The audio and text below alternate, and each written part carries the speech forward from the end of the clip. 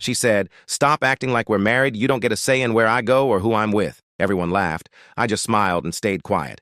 But when she came back from her weekend away, her key didn't work, and the neighbor told her exactly why. My girlfriend Jessica had lived in my house for 6 months, eating my food, using my Wi-Fi, and treating my place like a stage for her independence. I paid the mortgage, utilities, and groceries. She contributed nothing but opinions and lectures about my controlling behavior. The breaking point came when she announced a weekend trip with her 3 best friends, the Harpies. "The girls and I are going to the lake," she said, already dressed to leave. "Don't wait up." I was making dinner and casually asked which lake. Jessica stared like I'd asked for her passwords, then turned to Tiffany, who had wandered into my kitchen uninvited. "Can you believe him?" Jessica said, rolling her eyes. "He wants to know where I'm going," Tiffany scoffed. Jessica delivered the line, "Stop acting like we're married. You don't get a say in where I go or who I'm with." They laughed. I stood there with a wooden spoon dripping sauce on the floor and something clicked. The part of my brain trying to make this relationship work packed up and left. I smiled. "You're absolutely right. My mistake." They swept out. The moment Jessica's car disappeared Friday afternoon, I got to work. First stop, my neighbor, Mrs. Gable, an 80-year-old widow with porch cameras on every angle. I brought lemon cake and explained Jessica's line. By the end, she was patting my hand with purpose. "What's my line?" she asked. I gave her a script for when Jessica returned and found herself locked out. Next came Operation Bachelor Pad. For 6 months, my house had been a sea of beige pillows, decorative bowls, and abstract art that looked unfinished. I didn't just pack Jessica's things, I curated them. Her clothes went into boxes labeled "fancy outfits I'm not invited to"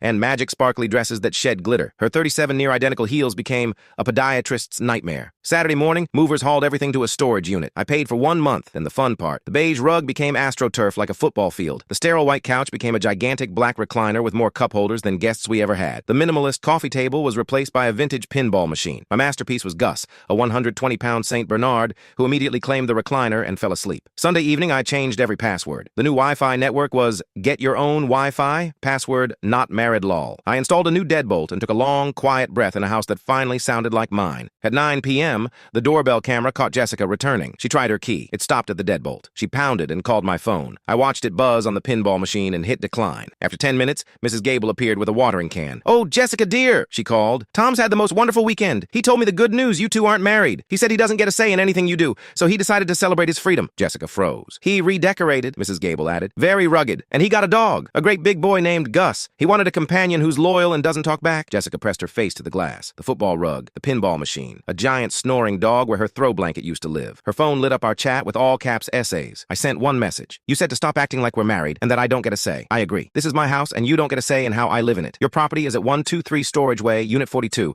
code 1234. 1 month." Then I blocked her number. Predictably, social media lit up with posts about men who can't handle strong, independent women. I posted before and after photos with the caption, "Redecorated to match my relationship status. Was told we're not married and I don't get a say, so I'm embracing my freedom." The context traveled and the narrative flipped. She tried legal action. My lawyer replied with the mortgage, the title with only my name, and a question about whether she'd like to reimburse 6 months of rent, utilities, and groceries as a non-married person with no obligations. Silence. A month later at the dog park, Chardonnay, Harpy number 3, approached. "Hey, Tom, we were out of line," she said, watching Gus try to fit 3 tennis balls in his mouth. "Jessica said what she said," I answered. I took her at her word. "Honestly," she said, "it looks like you're doing fine." She was right. The house isn't a beige prison anymore, it's mine. The pinball machine barely works, but it's a great conversation piece. And Gus is the best roommate I've ever had.